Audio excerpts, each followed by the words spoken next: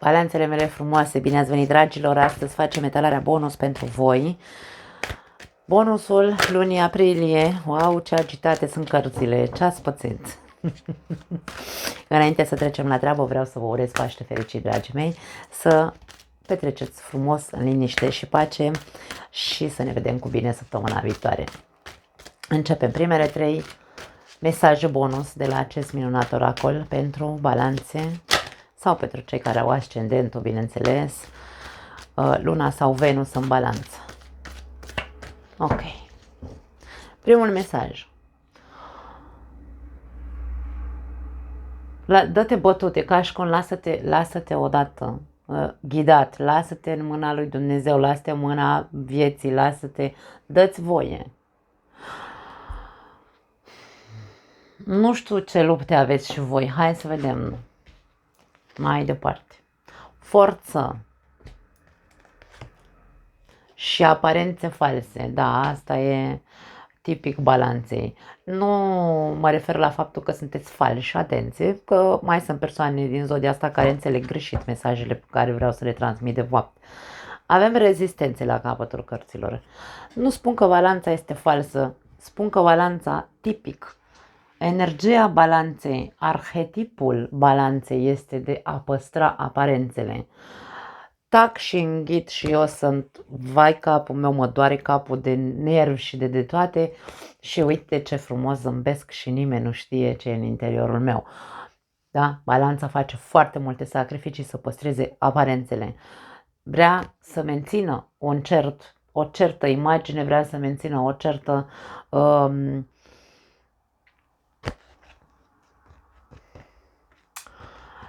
nu imagine, acel echilibru despre care se vorbește cu energia balanței,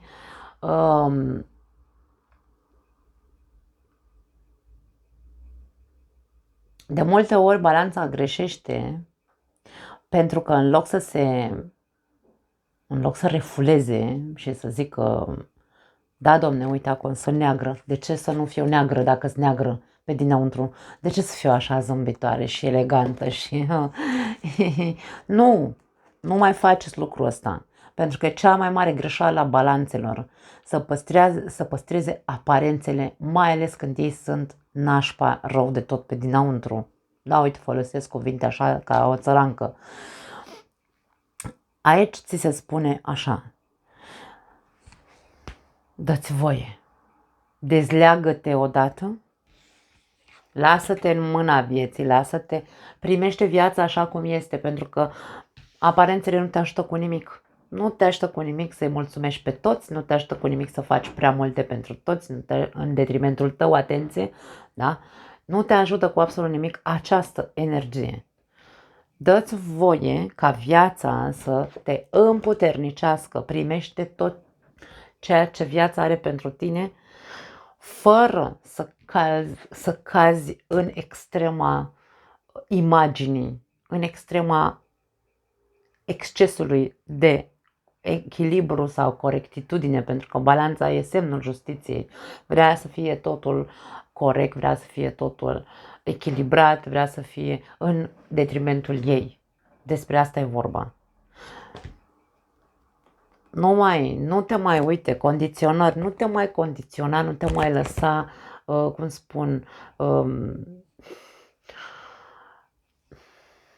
nu te mai pune împotriva vieții, îmi vine să zic. Pentru că aici se spune să te lași în mâna vieții. Pentru că viața știe mai bine pentru tine, știe mai bine ce să-ți aducă ca să scapi de acest nărav tipic, că nu pot să spun altfel. Nu.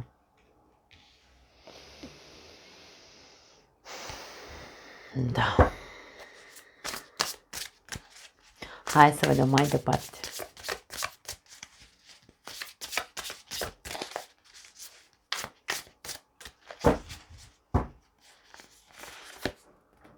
Șase de monede, uite, echilibrul ăla pe care îl tot cauți. Mesajul este următorul: fiecare binecuvântare pe care o dai se va întoarce către tine. Ok, hai să o luăm mesajul așa cum este. Când tu dai, pentru că 6 de monede de cartea generozității, când noi oferim,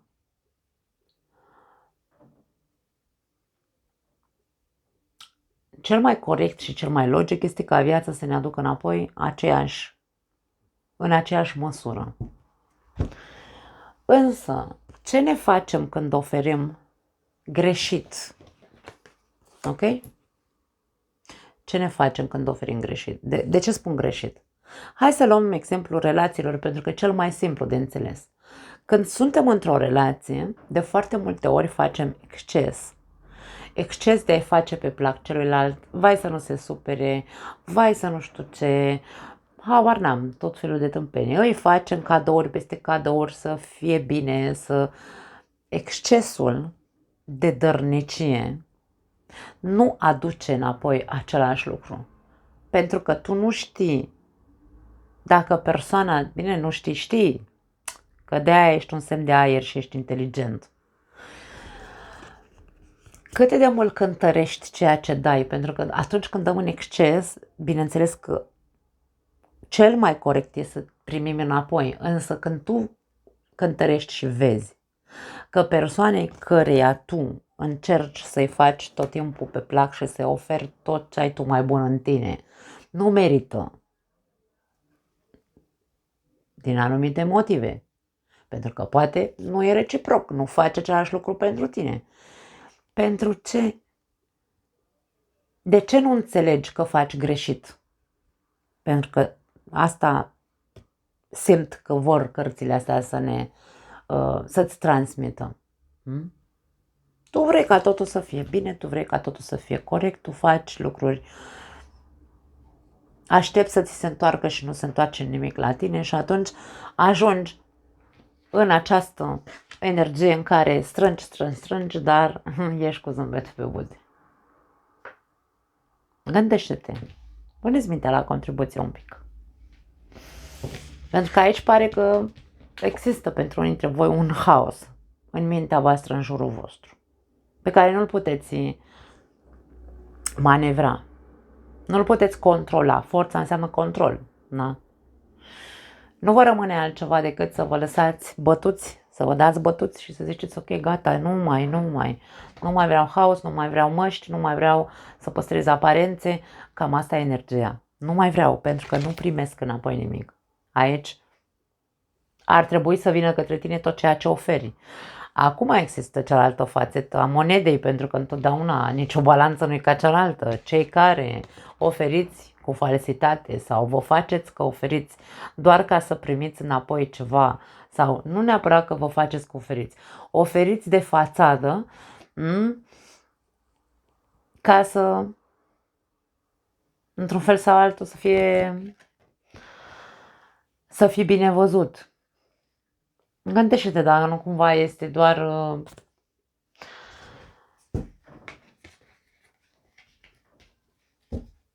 o mască, nu există sinceritate în tine.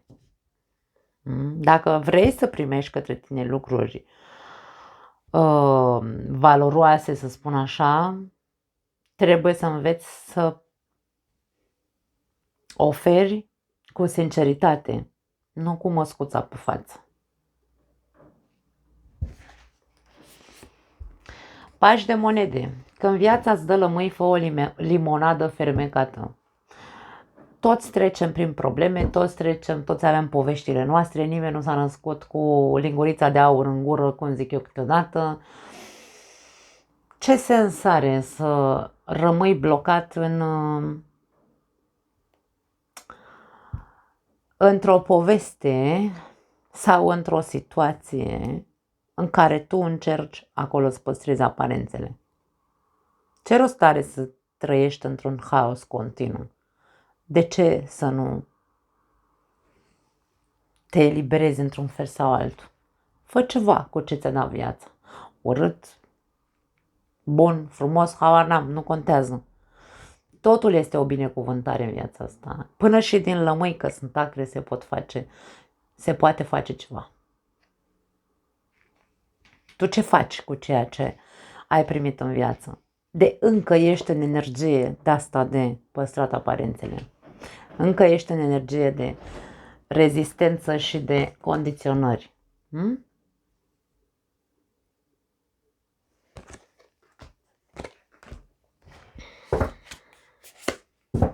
Marele preot.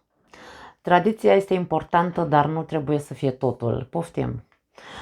Asta poate să răspundă foarte bine la ceea ce văd aici. Ești o persoană tradițională, ești o persoană care poate își dorește o relație tradițională, însă oferi greșit. Ești o persoană care se bazează foarte mult pe, nu știu, lucrurile așa cumva ca în bătrâni, din bătrâni, din tată în fiu. Trebuie să fie așa. Dacă mama a făcut așa și eu trebuie să fac la fel. Dacă, nu știu, aici vorba despre, trebuie să faci un click. La tine trebuie să se facă un click.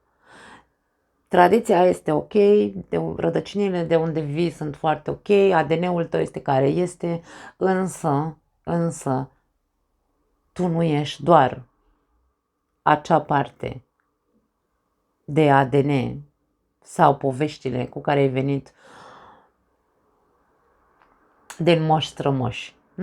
Nu trebuie făcute în secolul ăsta, cel puțin lucrurile nu trebuie să le mai facem cum s-au făcut, cum se făceau în trecut. Nimic din ceea ce era în trecut nu mai este valabil, să zicem, în ziua de astăzi. Tradiția se respectă, bătrânii se respectă, bineînțeles, însă bătrânii noștri, să nu uităm că păstrau aparențele foarte mult. Foarte mulți dintre bătrânii noștri nu au avut relații fericite cu adevărat. Poate 90% dintre ei. Pentru că nu se căsătoreau din iubire, n-aveau voie să aibă relații sexuale înainte de căsătorie, toți au trăit sub măști. Ce legătură are tradiția asta cu măștile în cazul vostru? Dacă mama păstra aparențele și eu păstrez aparențele, dacă mama era bolnavă și arăta cu zâmbetul pe buze și își punea puțin ruj în obraj, că așa se făcea pe vremea aia și eu o fac la fel, îmi ascund suferința pentru că și mama făcea la fel. Hai să încercăm să fim razonabil, nu știu dacă e corect, nu cred, îmi sună mai mult în spaniolă. Hai să fim coerenți mental. Vorbim cu persoane inteligente, balanțele sunt persoane de aer. Puneți-vă mintea la contribuție și vedeți acest tipar. Da.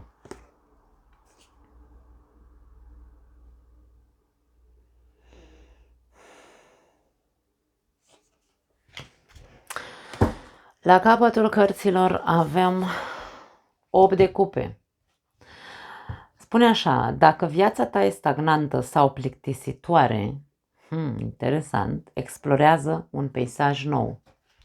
8-ul de cupe în tarot este acea persoană care are tot ce trebuie însă în viața ei, însă nu se simte satisfăcută.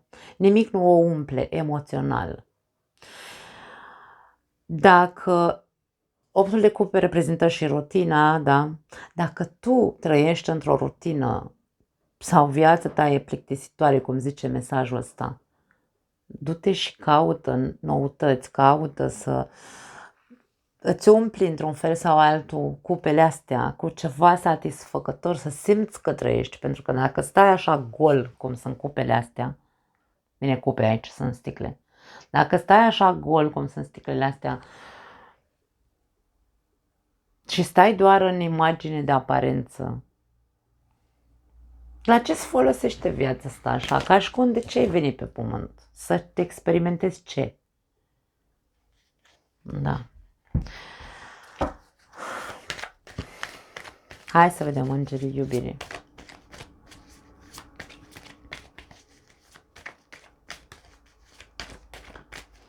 A sărit o carte. Atracție.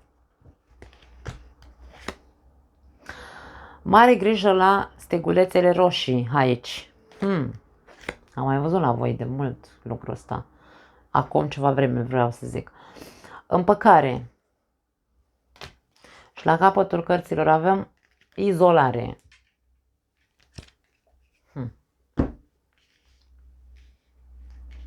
Dacă aici vorbim despre unii dintre voi care aveți o relație, însă relația este doar de aparență, relația este doar de, nu știu, pentru că este tradițional, adică, nu știu, v-ați spus pirostriile și asta e, domne, m-a măritat, rămân aici, bine, rău, că așa zice și mama.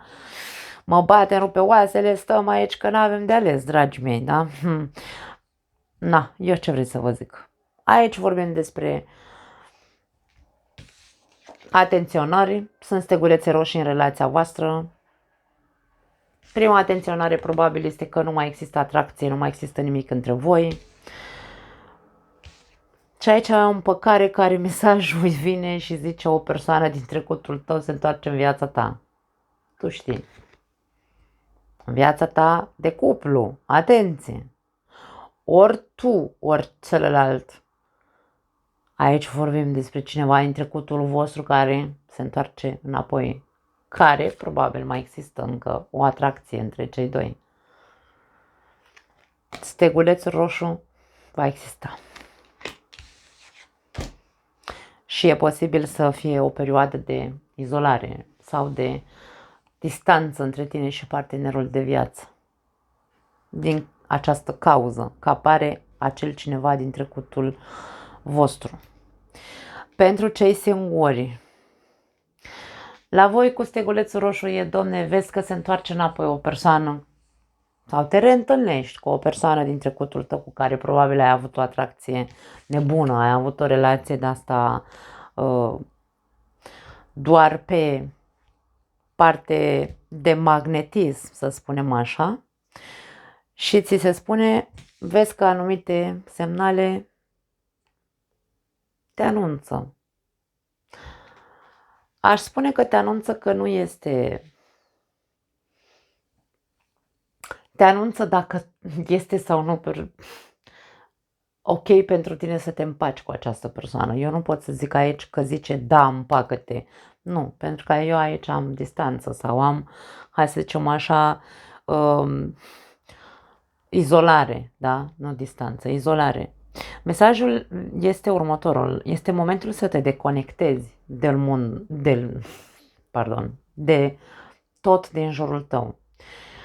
De-aia ți se cere izolare. Ca și cum aici se spune, du-te și stai și rumegă puțin. Pentru că dacă apare persoana asta din trecutul tău și între voi doi nu a existat decât un magnetism nebun sexual, în rest, mare lucru probabil n-a funcționat pentru că dacă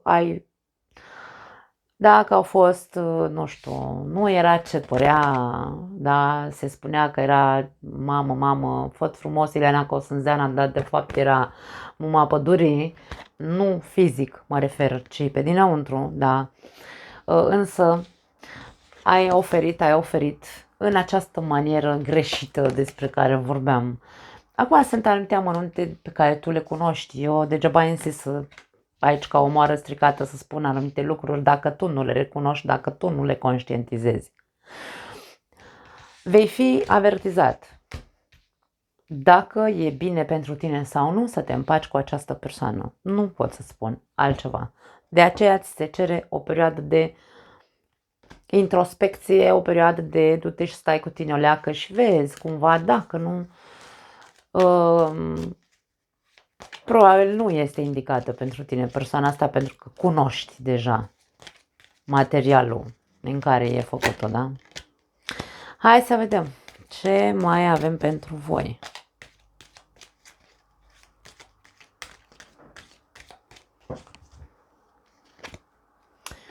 Broasca țestoasă, lentoare și protecție. Mie vine să spun ia-o încet și protejează-te sau stai în gardă într-un fel sau altul. Avem balena care vine cu mesajul gardianul sau gardiana înțelepciunii și aici a tot ieșit pe unul ăsta. Bogăție și sarcină. Acum, na. Avem gândacul care vine cu mesajul aliment și transformare. Acum, dacă tu nu schimbi lucrurile, dacă nu te alimentezi altfel din punct de vedere mental ca să nu mai fii pe energie din asta de păstrat aparențele și o iei încet, încet cu transformarea asta, mie vine să spun că te vei conecta cu înțelepciunea din tine și vei ajunge într-un fel sau altul să fii plăcut, să găsești în tine toată bogăția aia a unei persoane autentice, nu o persoană care încă păstrează aparențe, da? Mie vine să spun că la voi e despre autenticitate, până când tu nu vei fi, nu te vei descotorosi odată de păstratul aparențelor și de a oferi într-un mod greșit celor care nu merită să le dai atâtea și să ascunzi, da, faptul că ești nașpa și arăți o față plăcută. Până nu scapi de toate aceste lucruri, nu cred că se va schimba ceva în viața ta. Tu trebuie să faci o transformare interioară ca să poți să ajungi să beneficiezi de toate bucuriile vieții, de nu bogăție ca bani, mă refer, da, pentru că nu vorbim despre bani aici. Mesajele nu sunt către bani. Mesajele sunt către echilibru, sunt către a oferi într-un mod corect, da? Și a te bucura cu adevărat de ceea ce este frumos în această viață. Nu să stai aici, dacă așa, într-un cerc din ăsta vicios de plictiseală, apatie și nu miști nimic. Nu mai sta pe degeaba. Fă ceva, încet, încet. Uite așa, ca o broască testoasă. Mai faci un pas azi, mai faci mâine unul și uite așa.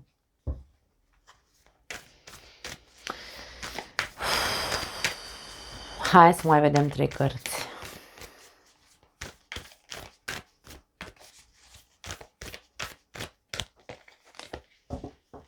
Prințesa. Poți să fii propriul tău cavaler. Tu aici imaginile astea mă inspiră foarte tare. Avem o persoană într-un turn, într-un castel, are o spadă în mână și se uită pe geam așa ca și cum vine, făt frumos să mă salveze. Tu ai o spadă în mână, tu ai cunoaștere, tu ai minte, ai inteligență. De ce să aștepți să vină să te salveze cineva de tine?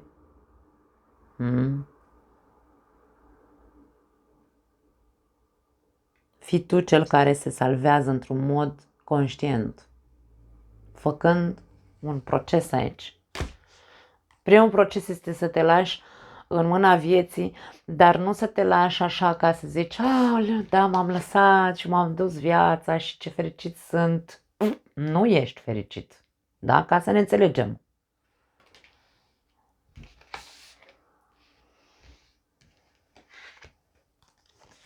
Salvează-te de tine, vine să zic. Nu știu de ce îmi vine mesajul ăsta. Gândește înainte, întâi gândește înainte de a judeca. M-am necat cu aer, m-ați înjurat. Da, balanța este reprezentată sau guvernată de semnul justiției. Justiția ce face? Te judecă. Da. Gândește, înainte să judeci pe alții, gândește-te și de ce nu judecă-te pe tine? Sau nu judecă-te ca critică, nu la asta mă refer. Judecă ce faci, cum faci și de ce faci ce faci. Fii corect. Fii corect cu tine. De-aia spun că simt că mesajul zice salvează-te de tine.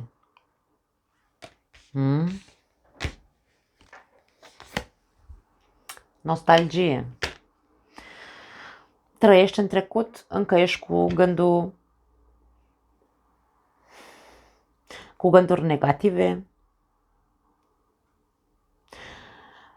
Centrează-te în acum și aici. E un punct, aș spune, important în viața balanțelor luna aprilie, sfârșitul lunii aprilie cel puțin. Să ia decizii, să înceapă să se salveze pe ei înșiși. Pentru că prea mult, probabil, ați stat sub măști, prea mult ați oferit greșit, prea mult ați oferit fals alții între voi, prea mult ați stat și ați înghițit, ați fost rău și ați arătat fața plăcută. Nu-ți fie frică să cânți la capătul cărților. Nu-ți fie frică să vorbești, nu-ți fie frică, nu să cânti, să te apuci și acum de cântat. Cântatul este metafora vocii, da? Aici avem 3 sirene. Sub apă nu poți să cânti. N-avem nicio șansă că ne necăm. Ce te sufocă și nu poți să scoți la suprafață? Nu-ți fie frică să scoți din tine ceea ce te sufocă. Mie așa îmi vine mesajul pentru voi. Nu mai am altceva. Vă pup. Ne vedem data viitoare. Ciao.